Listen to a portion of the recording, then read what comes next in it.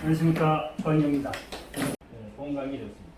그래서 강의 순서는 선덕, 진덕의 세계, 신라 통치조직과 권력, 한시의 분류 등 선덕왕 즉위 3사, 진덕왕 태평강, 좀 내용이 많은데 좀 빨리 진행해보도록 하겠습니다.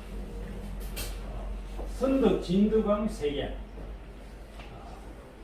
진흥왕이 24대, 25대 진지왕 진평왕, 26대 진평왕, 27대 선덕왕, 28대 진덕여왕, 29대 무여왕 이렇게 이어집니다. 아까 드라마에 설명을 했다시피 진흥왕의 왕비화가 사도 부인이 바로 미실의 이모입니다. 미실의 어머니는 묘도 부인인데 묘도 부인의 동생이 바로 사도 부인입니다. 사도 부인이고 진지왕과 지도부인 사이에 용수와 용춘, 그러니까 무열왕의 아버지가 용수인데 용수도 일찍 그렇게 오래 못 사는 것 같습니다. 일찍 죽고 이 동생한테 무열왕과 천명부인을 물려줍니다. 물려주고 그래서 사도 부인이 진지왕을 폐위시키고 이 왕비를 진평왕의 후궁으로 만들어버립니다. 그럼 후궁으로 만드니까 지도 부인의 아들 용수와 무열왕이 10살 정도까지 궁에서 살다가 천명부인하고 무열왕의 어머니 천명부인이 무열왕의 10살쯤 돼서 궁을 나갔습니다. 그래서 궁을 나가면서 그때부터 무열왕은 여러 가지 삼국 사만을 통일하는 그런 여러 가지 화랑도에 가입하기도 하고 해서 실력을 닦아냅니다. 무열왕은 여기 문명부인은 김유신 여동생, 오늘 언니, 윤희, 무열왕은 저기 정식왕비는 고량 부인이 첫 번째 결혼을 했는데 여기 장녀 고타소가 품석의 부인입니다. 품석 장군이라고 좀 유명한 장군이었는데 품석 장군이 합천에 갑자기 이렇게 생각했는데 반월성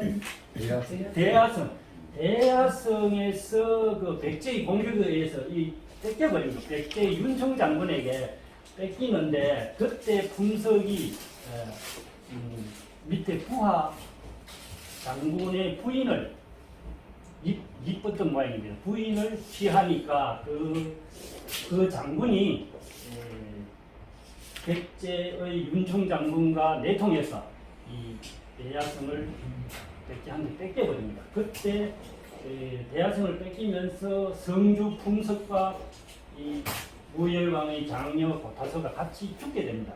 그래서 무열왕 이 보령부인하고는 금슬이 아주 좋았는데 이 고타소가 죽고 한 보름 동안 식음을 전폐했다시피 할 정도로 그때 자기 사위와 장녀가 죽음에 대한 그런 마음이 굉장히 슬펐던 모양입니다. 그래서 대야성은 백제와 신라의 요충지거든요. 요충지인데 그때부터 이제 무열왕의 반대편에 있던 사람들이 공격을 하기 시작하는 것이죠. 당신 아들과 사위가 중요한 대야성을 뺏겼는데 신라의 그 핵심 성을 뺏겼는데 책임지라. 그런 공격을 받으니까 그때부터 무열왕은 공격을 피하기 위해서 공격을 막아내기 위해서 혼신의 노력을 다했던 거죠. 그래서 고려에도 갔다가 일본에 갔다가 당나라에 외교 활동의 주역이 바로 무열왕.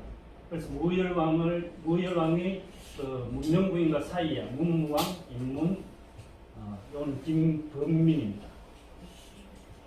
여기 김범민이고 김인문, 문왕, 노차, 지경, 경원. 이 김인문은 그 삼국 통일의 외교 활동에 굉장한 역할을 했습니다. 그래서 결국은 죽을 적에 중국에서 당나라에서 죽고 돌아오지 못할 정도로 많은 힘을 기울였고 다 저기 1등급의 벼슬을 한 사람입니다. 보희는 첫째 부인이지만 대지문, 거덕공, 마덕여 이렇게 붙는데 왕자 대접여는 후궁이니까 왕자 대접을 못 받았죠. 이 사람들은. 자, 이 정도로 하고 넘어가겠습니다. 그래서 제가 책에 쭉 보니까 신라를 움직이는 힘은 힘적 신라의 통치 조직과 권력은 어디에서 나오는가 쭉 보니까 성골과 인통, 화랑도 요 세 축이 신라를 움직이는 것으로 보입니다. 성골은 이 북통왕 때 그 법률을 제정하면서 율령을 제정하면서 성골이라는 개념을 확립 그 전에도 성골이 있었는데 정식 법으로 성골을 법률에 넣은 것입니다. 그래서 성골의 의미는 왕의 형제, 자녀로 구성된 왕이 계승권을 가진 사람들을 성골이라 하고, 그다음에 인통이라는 건 인통은 외척, 혼인인자니까 혼인을 통해서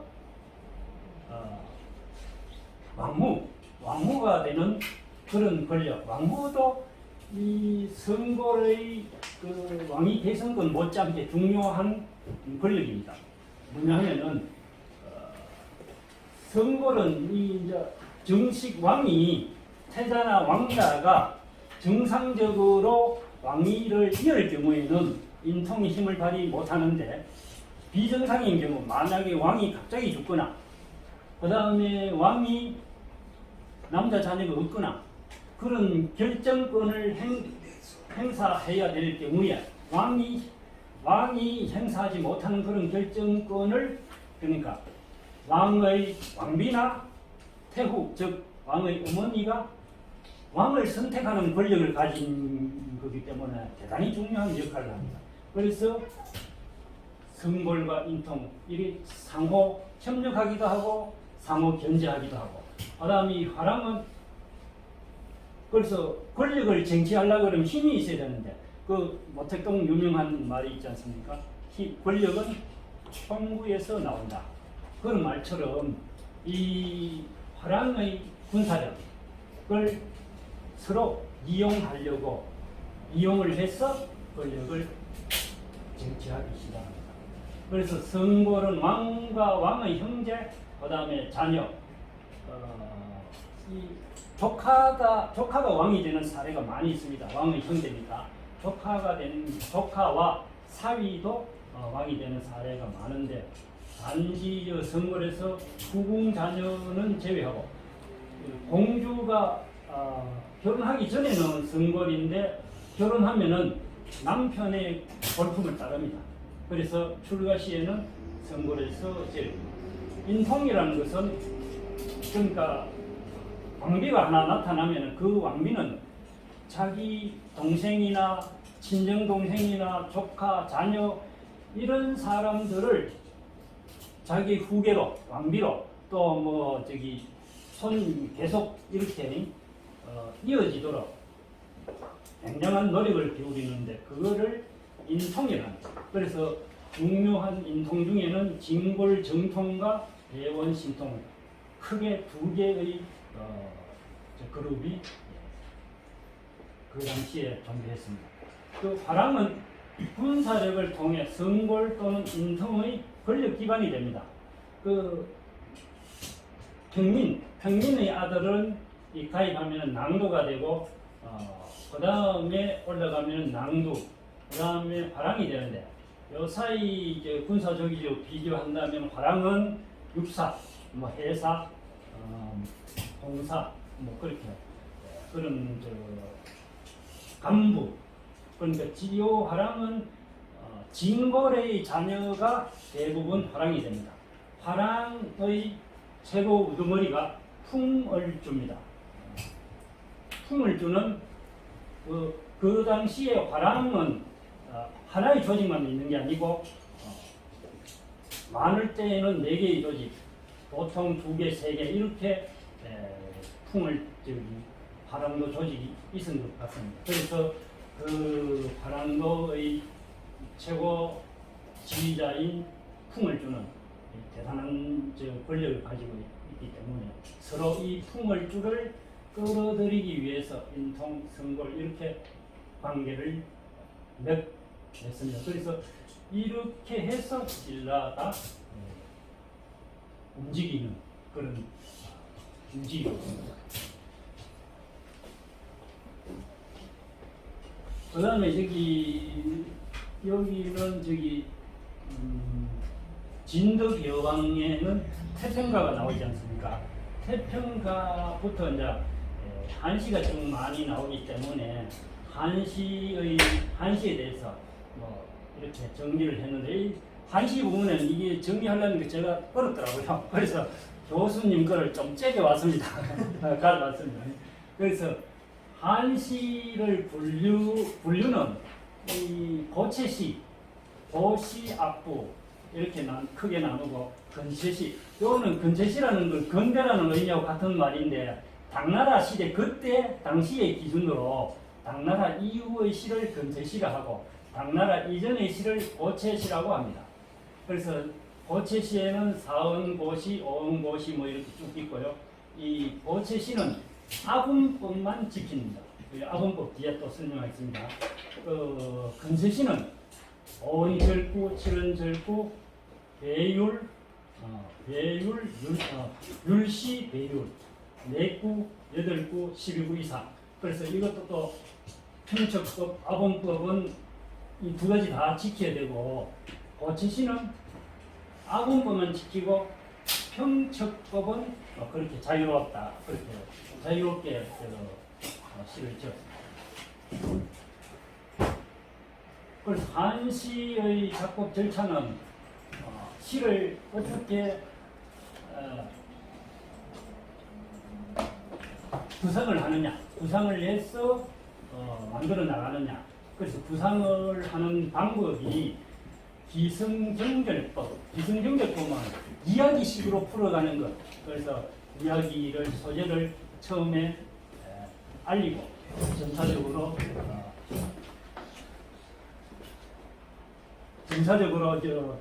세부적으로 나아가서 기승전, 전이 클라이막스입니다. 전에 갔다가 결말을 짓는 그런 방법이 바로 기승전결법. 그 다음에 성경우정법. 성경이라는 건 먼저 좋은 경치가 있으면은 먼저 경치를 보고 그 경치에 대해서 느낀 감정을 시로 나타내는 게 성경우정법. 그 다음에 대꾸법은 어떤 사실에 대해서 대꾸적인 반대되는 개념이거나 상대적인 그런 개념을 써서 만드는 게 이렇게 보통 뭐 더 있을 수 있는데 크게 이렇게 나눌 수 있습니다. 직구의 구조를 결정하는 것, 원수, 글자의 숫자, 7은 7글자, 5은 5글자 이렇게 정하고 그 다음에 시흥의 결정은 절구는 앞에 했다시피 하나의 구, 4구가 하나의 시로 이루어지는 게 절구, 8구가 율시, 12구 이상이 배율 이렇게 용어를 사용하고 있습니다. 평척법이라는 것은 한자의 사성을 식구에 운율적으로 배열하는 것이 바로 평척법입니다. 그래서 한자의 글자는 평성과 척성으로 나누어지는데 평성은 지금 현재의 일성 그러니까 높은 뒤에 나오는데 높은 솔 쭉 이어지는 게 평. 그 다음에 척성은 상성, 거성, 입성을 척성이라고 합니다. 변화가 있는 글자라는 의미로 척성. 그래서 평기식은 평성을 먼저 쓰느냐, 척성을 먼저 쓰느냐. 그래서 이렇게 나눕니다. 그래서 평기식, 척기식. 그 다음에 아분의 결정, 시를 낭송할 때 리듬을 이렇게 주기 위해 가지고 실은 어음과 절구, 열, 아분 강조하는 그 시의 핵심 단어, 핵심 한자에다가 방점을 찍는 게 바로 아분입니다. 그 평기식과 척기식이 있는데 평성은 평평한 소리입니다. 평평한 소리라는 말은 솔에서 끝까지 솔. 그 다음에 상성은 처음에 발음을 중간 높이로 시작해서 솔까지 올라가는 게 상성. 그 다음에 거성은 레 정도에 시작해서 약간 내려왔다가 올리는 발음. 이게 거성. 입성은 높이서 시작해서 갑자기 급하게 내리는 게 입성입니다. 그래서 평평한 소리는 요거 하나만 평성이고 나머지 변화가 있는 상성, 거성, 입성은 모두 다 척성이라고 불립니다. 척성 소리, 척성이고 또 평성 하나만 평성입니다.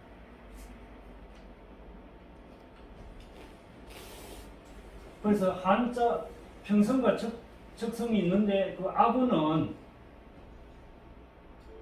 아분입니다. 한자는 사성조, 평성, 상성, 거성, 입성은 앞에 설명했다시피 설명했고, 이 평성과 중국의 요새 중국의 현대어의 일성에 해당하고, 상성은 이성에 해당되고, 거성은 삼성에 해당되고, 입성은 사성에 해당됩니다. 그래서 요 마는 소리죠. 마 하고 크게 높은 음에서 끝까지 높게 끝나는 게 일성 마입니다. 그러니까 이 소리에 따라서 글자가 완전히 틀려지는 거죠. 이 마는 마 이렇게 하는 게 이성이고요. 삼성은 마 처음에 시작했다가 내렸다가 올리는 거예요. 이 마는 우리 요할 때 하는 말이 주로 사성에 해당됩니다. 사성 임마 각 하면은 기분 나쁠 때 가라 그러지 각 하지 큰 소리를 하지 않습니까? 그러니까 이 높게 시작해서 끝에 내리는 게 각 하면은 이게 사성이 됩니다. 그래서 그렇고 이 중국말의 지금 일성, 이성, 삼성과 옛날의 한자의 평상도입과 같습니다. 그래서 우리말에는 그러면 중국은 이렇게 발음하는데 우리는 어떻게 발음하느냐? 한 단어의 첫 자를 장단음으로 구분합니다. 대한민국 할 때 어떻게 발음합니까? 대한민국이라고 그러죠. 대한민국 안 그러잖아요. 대한민국. 그 다음에 나라 이름을 이야기해서 국가라고 하죠. 국가라고 이야기 안 하죠. 국가라고 이야기 안 합니다. 그래서 첫 글자의 장단에 따라서 그 말이 틀립니다. 대한, 국가 이렇게. 그래서 여기 길게 발음한 첫 글자를 길게 발음하는 게 우리 단어의 한 30%, 이렇게 짧게 발음하는 보통 짧게 발음하는 게 한 70%. 그래서 이 발음을 잘못하면은 완전히 다른 말이 됩니다. 말하고 완전히 틀리잖아요. 말은 동물이 말이고 말은 우리 입에서 나오는 게 말이지 않습니까? 그런 식으로 한글을 구분하는데 중국은 이 사성으로 구분합니다. 그래서 아까 기승전결법은 이야기식으로 기승전, 여기 전에 가서 클라이맥스에 올라갔다가 결말을 짓는 게 바로 이 기승전입니다. 그 다음에 성경후정법은 앞에서 경치, 뒤에서는 정서. 그래서 시의 앞부분에서 자연이나 대상의 모습을, 뒷부분에서는 시를 쓰는 사람의 정서를 제시하는 방식으로 시를 짓는 게 성경후정법. 그 다음 대꾸부분, 말의 의미를 대꾸식으로 나와서 사랑하면 기분이 좋고 미워하면 기분이 나쁘다, 콩심은 데 콩나고 팔심은 데 팥난다, 이런 식으로 짓는 게 대꾸부분. 그래서 요거는 제가 실은 절구를 재밌는 걸 하나 이 재밌을 것 같아서 이렇게 하나 가져왔습니다. 춘향전에 변사또의 생일날에 이몽룡이 활행을 쓰고 이제 그 술상 차려놨는데 올라가서 음식을 막 손가락으로 집어 먹으니까 이 변사또가 열받을 거 아닙니까? 그래서 이거 음식 먹으려고 그러면 시를 하나 쓰라. 좋다. 그래서 이몽룡이 시를 쓰는데 그러면은 시를 문자를 내려볼라. 그러니까 변사또가 호자 두 개를 문자로 여기 아분입니다. 이 아분을 주고 시를 한번 써보라. 그러니까 금준미주 천인어리요 옥반가요 만승고 총루낚시 민낙일 때 가슴부터 원승고 이렇게 한시를 지을 때는 요게 금준미주 여기 한 단어거든요. 이렇게 한 단어 자르는 경우도 있고 그 다음에 두 자씩 자르는 경우, 세 자씩 자르는 경우 그래서 그거는 작성하는 사람의 자기가 하고자 하는 방법대로 이렇게 자르는데 보통 뭐 두 자로 자르면 계속 두 자로 자르고 세 자로 자르면 세 자 그런 식으로 자르고 이렇게 합니다. 그래서 이 시 47, 28 한자 28자로 그 당시의 시대의 상황을 아주 잘 표현하는 기막힌 시인 것 같습니다. 그래서 제가 가져봤는데 해석을 해보면 금준미주 이게 술동이 준자입니다. 잘 만들어진 술동이에 담겨져 있는 미주 맛 좋은 술은 천인혈이요 천사람의 피요 옥쟁반에 담겨져 있는 가효 맛 좋은 안주는 만백성의 기름이다. 촛불의 눈물이 떨어질 때 백성의 눈물도 떨어진다. 노래소리 높은 곳에 백성의 원망소리도 또한 높도다. 그래서 이게 실은 절구가 되는 거죠. 실은 절구. 그래서 여기 금준, 미주, 옥방가요 대구가 되고 총루낚시, 가슴고쳐 이렇게 대구. 그리고 이것도 천인열, 만성고, 인누락, 원성고 이렇게 대구가 된다. 그리고 요 글자를 이 시를 딱 지어가지고 딱 저기 이제 주위 사람들이 보여주니까 이게 심상치 않는 시라고 보고 막 지금까지 이제 도망을 가기 시작하는 거죠. 그래서 도망을 가기 시작하니까 이렇게 의사도 출두기로 하고 이제 나절들을 풀어서 잡아놓고 재판하고 이렇게 되는 게 춘향전 여기에 춘향전의 결말입니다. 이 춘향전을 가사로 써서 유명한 사람입니다. 완창하는데 뭐 열몇 시간, 12시간, 뭐 열몇 시간 걸리는 그 유명한 그 가사가 있습니다. 그래서 한자는 아까 앞에서 설명드렸다시피 사성 이 글자마다 다 이 옥편에 찾아보면은 만약에 원자다 그러면은 원자가 여러 가지 뜻이 있지 않겠습니까? 그래서 여러 가지 뜻 중에 1번 뜻은 상성이다, 2번 뜻은 거성이다, 3번 뜻은 입성이다. 그렇게 다 표시가 되어 있습니다. 그래서 평상거의. 그래서 요 글자대로 그 이제 한시를 평성은 평상거의 그 이제 절구를 이쪽에 그 순서대로 이렇게 찢도록 되어 있습니다. 그래서 아부는 동동송옥 이렇게 이제 앞에 동자가 나오면은 비슷한 송자나 옥자를 아부를 넣고 지자가 나오면 지지, 치, 뭐 미 이런 식으로 같은 이제 비슷한 발음 이렇게 뒤에 이가 나오면은 이가 나오고 우가 나오면 우, 이가 나오면은 이 그렇게 이렇게 쭉 짓는 게 한시의 사생을 기본 문자인데 그래서 제일 어려운 게 이거 구분하는 겁니다. 한시를 짓기 위해서는 최소한 10년은 공부를 해야 된다는 거죠. 10년은 공부를 해야 된다는 말은 이런 글자를 자유자재로 사용할 줄 알아야 된다는 겁니다. 그래서 사용할 줄 알기 위해서는 적어도 한자가 보통 뭐 제가 저기 물어보니까 우리 지금 한시 공부하는데서 자격증을 주는데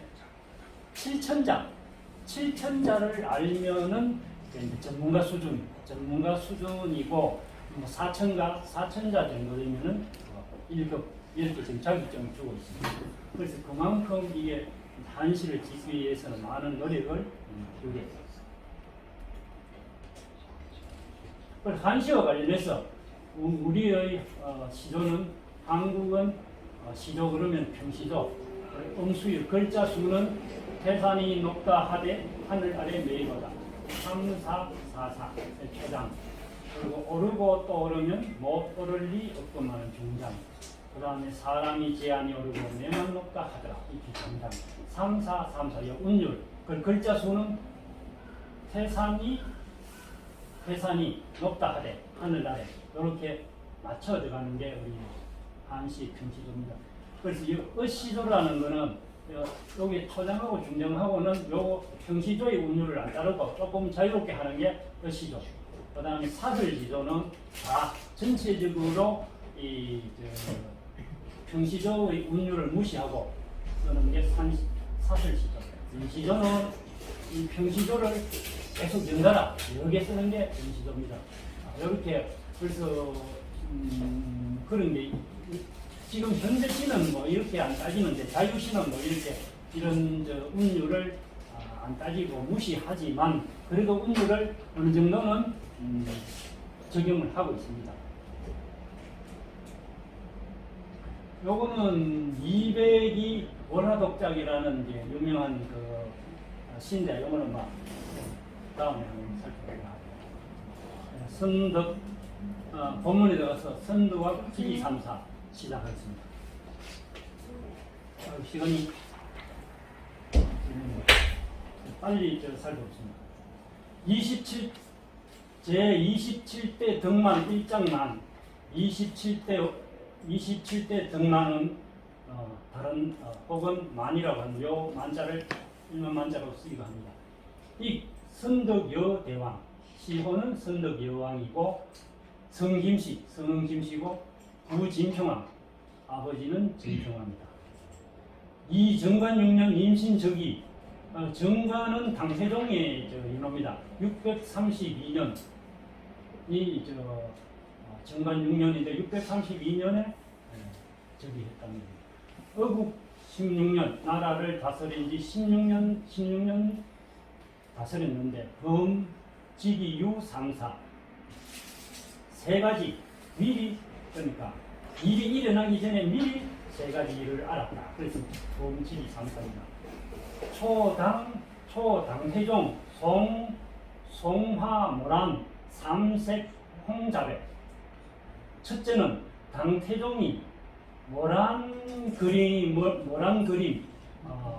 붉은색, 자주색, 흰색 세 가지로 된 모란 그림과 이기실 삼성 그시 세대를 보내왔다. 왕견화왈 왕이 꽃 그림을 보고 말하기를 차화전 모양 이 꽃은 반드시 필시 향기가 없구나. 임명종정 인에 명령하여 뜰에 심으라고 명령을 했는데 명령을 하고 대기계라 그 꽃이 피고 떨어지기를 기다리니 과여기은 아파야 말한 것과 과연 그 말이 맞았다. 두 번째로 영묘사 옥문지 영묘사의 옥문지에 동을 중 마진용 3, 4일 겨울인데 개구리 떼가 모여서 3, 4일 동안 울었다. 국인배지 경주 사람들 나라의 사람들이 괴이하게 여겨 문어왕 왕에게 물었다. 왕에게 물으니 왕 급명 각간 알천 필탄 등 왕이 급히 명령하여 각간 알천 필탄 등에게 급히 명령하여 간 정병 2,000인 날랜 군사 2,000명을 뽑아서 속고 서교 빨리 서쪽 교회로 가서 문 여금곡을 물어서 가서 필류 적병 반드시 적병이 있을 것이니 음치살찌 음습하여 모두 죽여라. 이거는 영묘사입니다.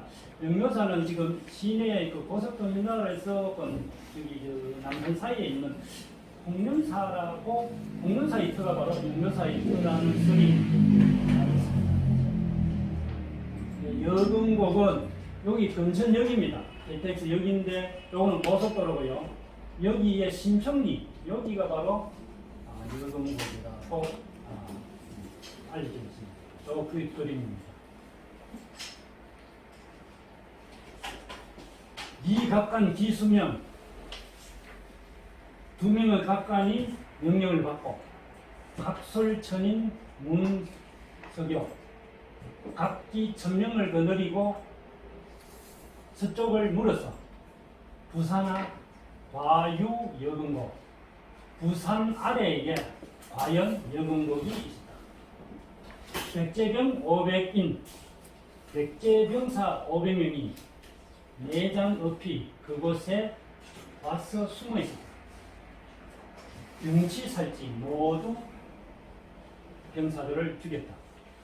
백제장군 우소자라는 자가 장어 남산령 석산 남산고개의 바위 근처에서 숨어 있습니다. 우위이 사지에 또한 고의해서 화살로 쏘아서 죽였다. 요거는 이 책에는 예자로 나와 있는데 어쩌면 죽일에 멸할 했잖아요. 우유 부병 1,200레인 또 뒤에 1,200명의 병사를 뒤에 온 1,200명의 병사도 역격이 살찌 또한 쳐서 죽였다. 일무혈육 남을 혈자로 한 사람도 남기지 않고 모두 쳐서 죽였다. 세 번째, 왕무 양시요 병량자입니다. 왕이 병도 없었는데 위 군신말 여러 신하들에게 말하기를 진사의 모년모월일 진이 모년모월일에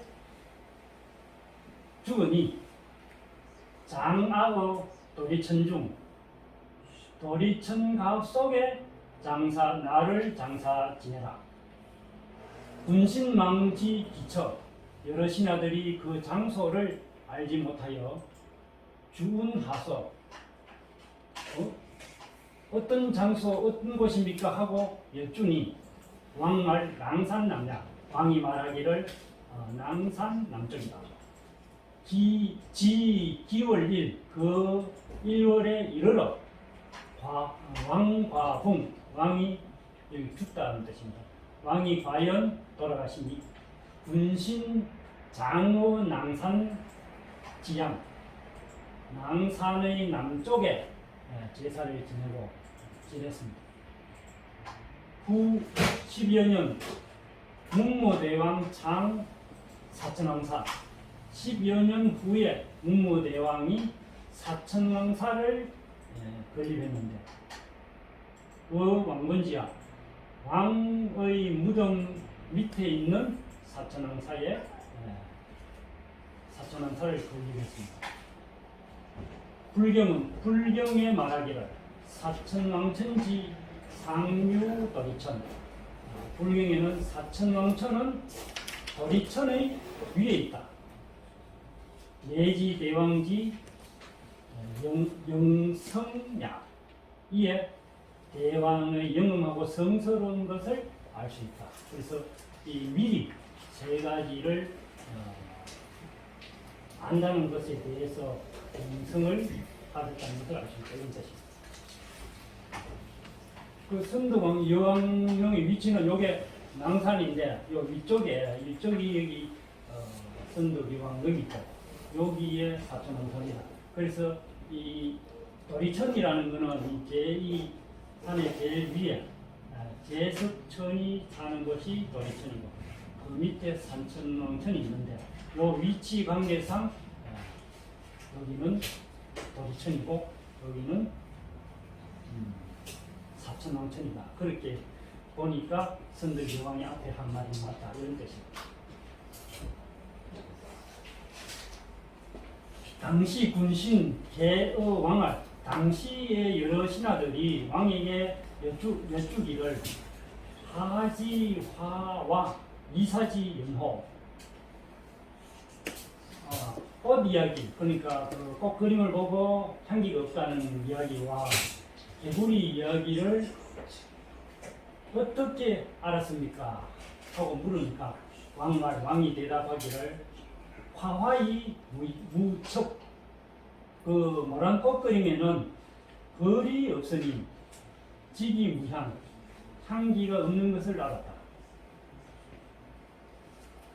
그리고 산의 당제 기 과인지 우야라 여기에 당나라 황제가 과인 나의 짝 없음을 업신여기는 것이다. 그래서 업신여겨서 이렇게 향기 없는 꽃들을 그린 것이 아니냐 이런 말. 와유 노형 개구리가 놀란 형상은 병사의 상이고 병사지상 병사의 상이고 옥문자 여건냐 옥문이라는 것은 여성의 성기이므로 여위 없냐 여자는 음이고 기백색 그 색깔은 흰색이며 백서방이야 백색은 서쪽을 말하는 서쪽이다. 그러니까 동서백호 동물은 서백호 동청명 뭐 이렇게 이야기하다 보니까 남주작 북견 뭐 이런 식으로 이렇게 색깔하고 그 방향을 이야기합니다. 고지병 제서방 그래서 서쪽에 적병이 있는 것을 알았고 남근 이거 여근 즉 필사이 남자의 성기가 여성의 성기에 들어가면 뭐 반드시 죽는다. 이직이 기이착 그래서 그 쉽게 적병을 잡을 수 있는 것을 알았다. 이런 뜻입니다. 어시 군신 계복 기성지 이때에 군신들이 모두 왕의 그 성스러운 지혜에 감탄을 했다. 탐복했다는 게. 송화 삼색량 세 가지 색깔을 보낸 것은 계지 신라 유 삼여왕이 됐냐. 대개 신라에는 3명의 여왕이 있었다는 것을 알았는데 위 선덕, 진덕, 진성, 시양 선덕, 진덕, 진성 이분들을 말한다. 당제 이유 현해지명 또 현해지명은 그 앞에 직이하고 같은 말입니다. 미리 안다. 당나라의 황제도 이 3명의 여왕이 있다는 것을 미리 알았다는 것을 말합니다. 선덕지창 용모사 선덕왕이 영묘사를 창건할 때 부제 양지사전 양지스님의 정기에 잘 상기 자색이 실려있다. 별기운 또 다른 기록에는 왕의 시대에 연석축 첨승대 돌로서 첨승대를 쌓았다. 그래서 지기삼사라는 그런 신의한 이야기가 나온 것은 왕이 되니까 은희가 부족해서 은희가 부족하다는 인식이 커졌고 그 다음에 그 당시에 백제가 독산성 습격을 하고 대하성을 함락하고 오려는 칠중성, 공격하고 당항성 여기 있는 충청도 지방에 있는 당항성을 함락시킵니다. 그래서 이 여러 가지 땅을 계속 뺏기다 보니까 위기 의식이 고조됩니다.